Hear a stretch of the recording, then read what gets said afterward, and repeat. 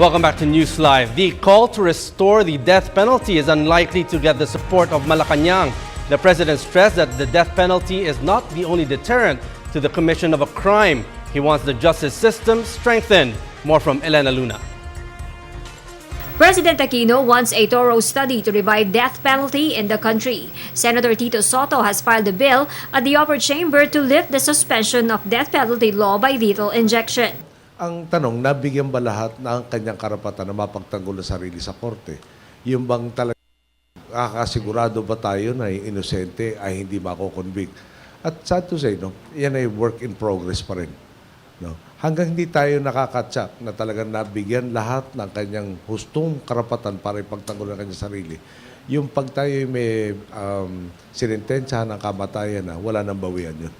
So, palagay ko kailangan pag-aralan ng gusto yan. Siguro at the most, at this point in time, pag may death sentence, yung na-convict at tunay na kriminal, yun lang ang natagal natin sa pagkakataon na gumawa ng krimen. Pero yung deterrence, palagay ko hindi kompletong hindi yan ang kaisa-isang solusyon para sa deterrence.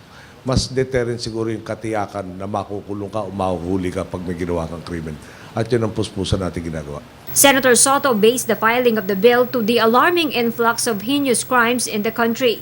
President Aquino notes the perceived increase in criminality could be traced to the PNP's more effective way of gathering data. So, may kasabihan, kailangan para tama ang solusyon, kailangan tama ang pag-analisa ng problema.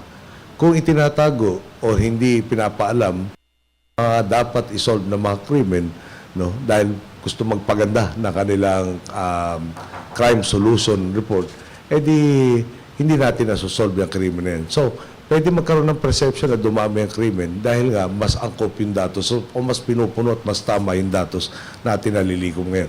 Pag nalikom naman po natin ang buo yan, palagi ko yung solusyon ay kasunod na. Para makafocus ka yung anti-crime efforts, for instance, tutulungan yung statistics. The president adds death penalty is not the only deterrent to crime. Siguro at the most, at this point in time, pag may death sentence, yung na-convict at tunay na kriminal, yun lang ang natagal natin sa pagkakataon na gumawa ng krimen. Pero yung deterrence, palagay ko hindi kompletong hindi yan ang kaisa-isang solusyon para sa deterrence. Mas deterrence siguro yung katiyakan na makukulong ka o mahuhuli ka pag may ginawa kang krimen. At yun ang puspusan natin ginagawa. For the People's Television, Elena Luna.